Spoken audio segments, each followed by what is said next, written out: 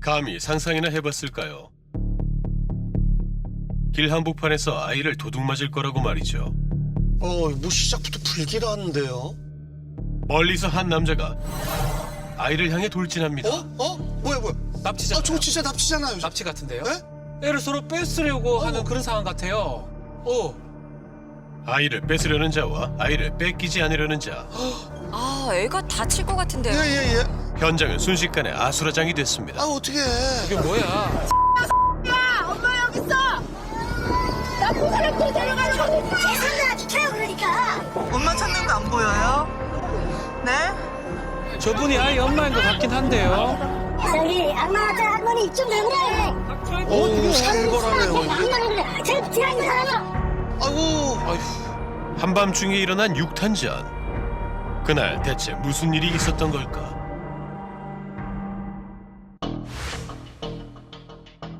그날의 진실을 알기 위해 제주도를 찾았습니다.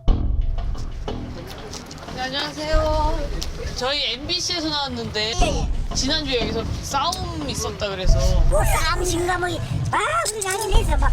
시끄럽긴 했어요? 나이긴 했는데. 손님들이 와서 막그 경찰 얘기하니까 나가봤는데 경찰 막 한 명 같은 데 나와 있어. 지게길 때문에 경찰차 좀 오니까 그것 때문에 좀 시끄러운 소리는 다 들으셨나 봐요. 예. 근데 일반 취객들 뭐 싸우는 거랑 좀 달라 보이잖아요. 달라 저기. 보여요. 사건이 일어난 음식점. 그곳에는 목격자가 있지 않을까? 안녕하세요. 사장님. 안녕하세요.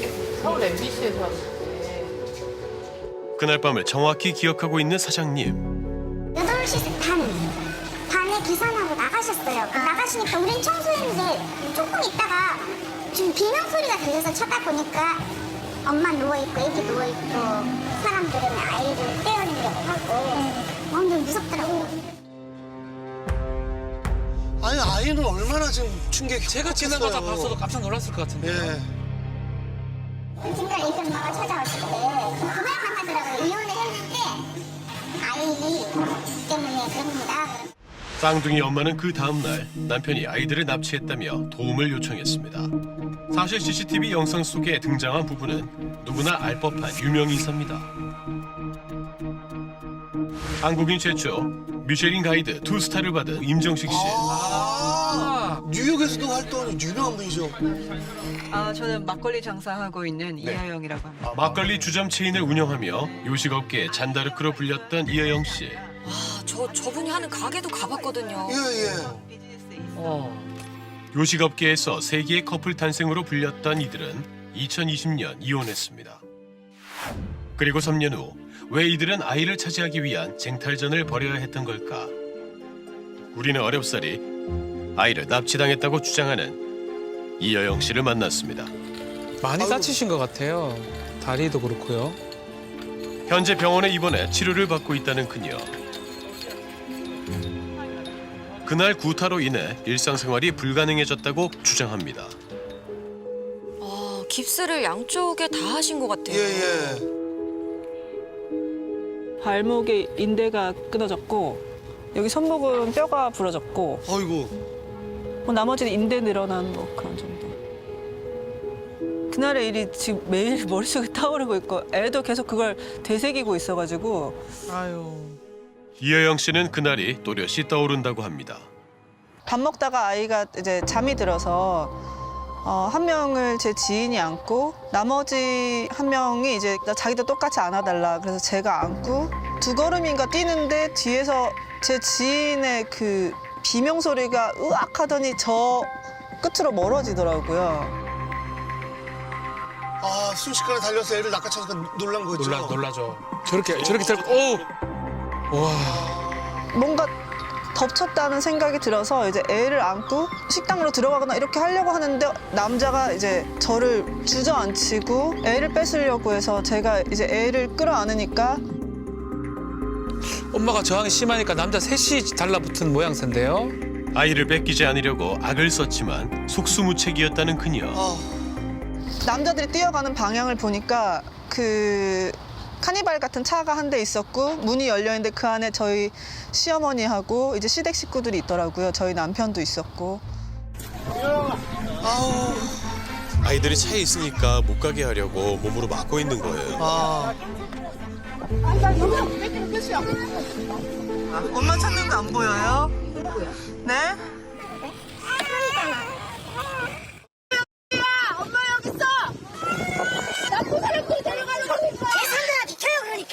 저기 악마 같은 할머니 좀 나그래.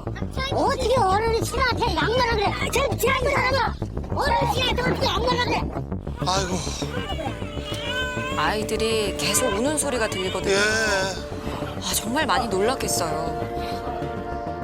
대한민국에서 일어날 수 없는 야간 공동 폭행이거든요. 그로 인해서 제가 뼈가 부러지는 상해를 입었고 저와 저희 아이가 그날 그 사람들이 왔던 결정적인 이유는 어떤 거? 아이를 이제 뺏어가려고 했던 거고 두 번째는 이제 사람이 그렇게 많이 필요하지 않거든요. 아이를 빼앗아 가는데 저를 폭행해서 협박을 하려고 했던 거였죠. 아이를 빼앗으려는 목적뿐만 아니라 폭행까지 했다는 전 남편. 그녀의 주장은 과연 사실일까? 우리는 그를 만나 얘기를 들어보기로 했습니다. 진짜 어떻게 된 일인지.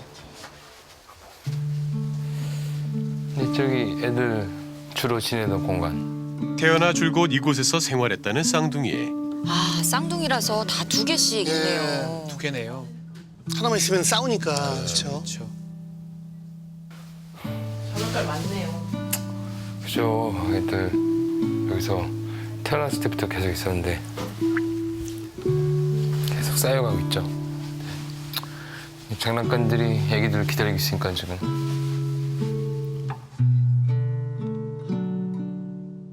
지금 여기가 이제 제 부모님 댁이거든요.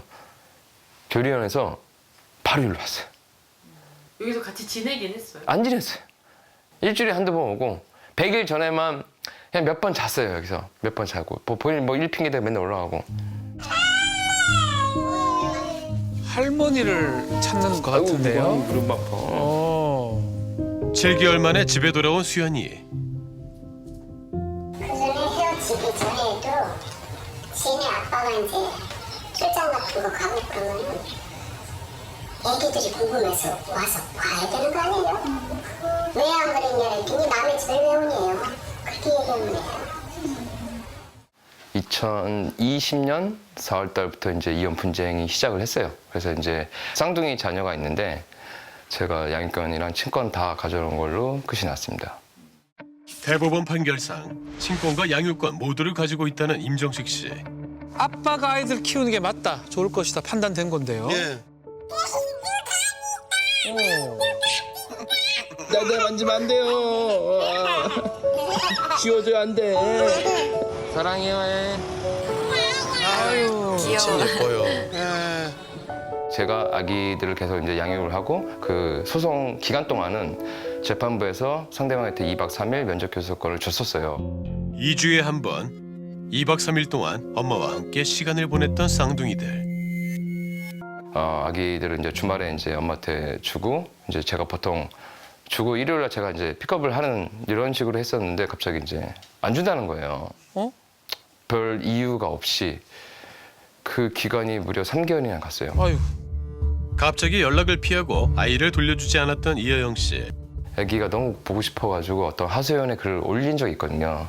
근데 이제 그 글을 보고 본인도 그 연희동에 어린이집에 아기들을 보내고 있는데 거기서 우연찮게 이제 저희 아기들을 사진 안에서 보게 되어서 저한테 연락을 준 거예요. 그렇게 쌍둥이들이 다니는 어린이집을 찾은 임정식 씨.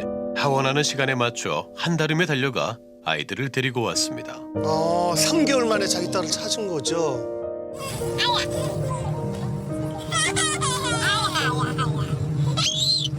아, 아이들이 너무 좋아하네요.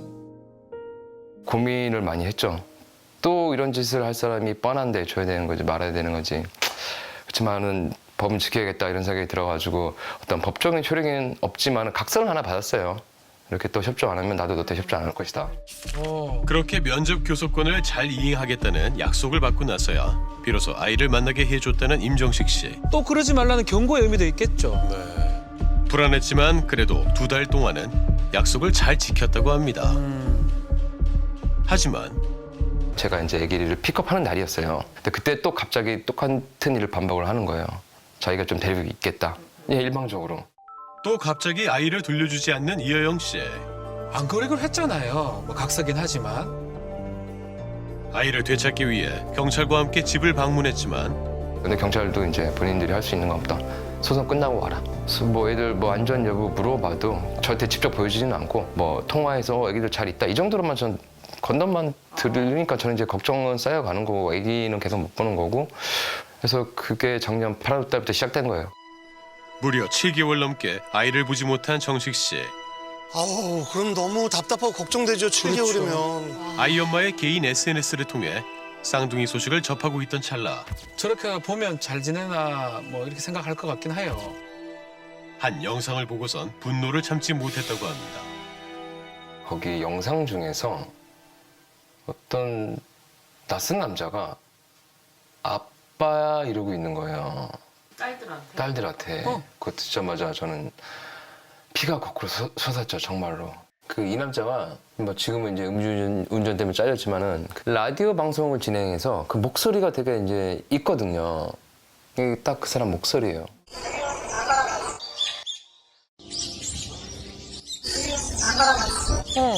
애들도 뭐 이런 대답하고 있고 뭐 들으면 저는 돌아버린 거죠, 정말로. 전 친아빠가 지금 7개월 아기를 못 보고 있는데 아니랄까 이번에 제주도에서 그 남자가 제 아기를 안고 있는 모습을 보고 제가 더 흥분했던 것 같아요. SNS에 보이는 단서들로 위치를 특정해 찾은 제주도의 한 식당. 그곳에서 아이를 발견하자마자 곧바로 달려들었다고 합니다. 아, 그렇게 해서 아이를 찾으러 간 장면이었군요. 네. 경찰이 중재를 해주시지 않을까요? 판결문 자면 남자가 이렇게 데리잖아요. 근데 여자분은 왜 애기를 데리고 가려는 거야 혹시? 제 아이니까요. 근데 판결문은 여기 남자분이 이렇게 나와 있잖아요. 그러니까 불법을 하고 있는 거는 이제 8개월째. 경찰서 가서 당연히 이제 제가 이제 이거 법원 판결 나온 거 다 가지고 가서 보여줬잖아요. 근데 경찰관이 말도 안 되는 얘기를 하는 거예요. 섭일보래 이런 거예요. 저기 본인은 강제 집행을 할 수가 없으니까 섭일보래. 무슨 강제 집행이에요? 그래서 강제 집행이 뭐가 필요해요? 내가 애들 친권자고 양육자고 지금 뭐 내가 데리는 게 맞잖아요. 아이고. 어떤 기준으로 상황을 판단했던 걸까요? 하나이가 막 엄마 이렇게 끌어안고 3살, 4살짜리 그러니까 시 안 버티면서 그냥 아이를 안정을 취하기 위해서 일단 각자 이렇게 데리고 가 있어라 해갖고 이렇게 그쪽에서 종료된 걸로 알았거든요, 일단. 야, 세상에. 그렇게 쌍둥이는 태어나서 처음으로 떨어져 있게 됐습니다.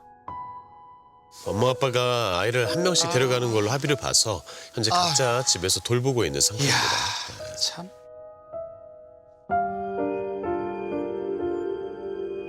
법적인 판단을 무시하고 이여영 씨가 쌍둥이를 지키려는 이유가 뭘까? 양육권이랑 친권은 남편에게 있다. 네네. 그건 맞는 거죠. 네, 맞습니다. 저는 엄마로서 정말 소극적이고 최소한의 저항권을 행사했던 거예요. 어떤 엄마라도 저와 같은 상황에서 아이를 보내진 않았을 거고 저와 같은 소극적 저항을 했을 거예요. 근데 막무가내 지난 8개월 동안 했기 때문에 걔는 그게 당연하다고 생각하고 뭐 저를 뭐 납치범 생각하는데 저는 그렇게 생각 안 하거든요. 저는 납치범들한테 제 아기를 구조했다 생각해요. 반대로 생각하시는군요. 아버지한테 친권과 양육권을 다 주는 경우는 흔치 않거든요.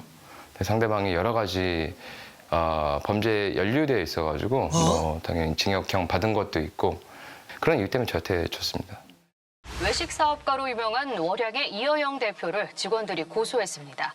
임금 체불에 이어 직원들에게 지급할 4대 보험금까지 횡령했다는 혐의인데요. 기억납니다. 금액이 되게 컸었어요. 대규모 임금 체불과 직원들 몫의 4대 보험금 횡령 사건이 벌어지게 된 겁니다. 임금 체불 같은 부분은 지금 어쨌든 근데 유죄가 인정된 거잖아요. 그쵸. 집행유예지만 유죄죠. 그 부분에 대해서는 인정을 하시는 건가요? 임금 체불한 건 사실이죠, 제가. 근데 임금 체불을 왜 하게 됐냐. 40억 횡령 소송에 걸려 있고 임금 체불을 20억 가까이 한 엄마가 한테 판사는 애를 줄 수가 없는 거죠. 그 덫에 제가 걸렸다는 것을 한참 지난 뒤에 알게 됐어요. 그녀는 남편이 자신을 함정에 빠뜨렸다고 주장했습니다. 임직원의 일탈로 40억 원의 빚을 지게 됐고 그 당사자를 형사고소했다고 자신의 SNS에 밝혔는데 해당 임직원은 부인이자 월양 대표인 이여영 씨였던 겁니다. 임정식 씨는 이여영 씨가 여러 차례에 걸쳐 공동법인의 돈 약 40억 원을 횡령했다며 고소했습니다.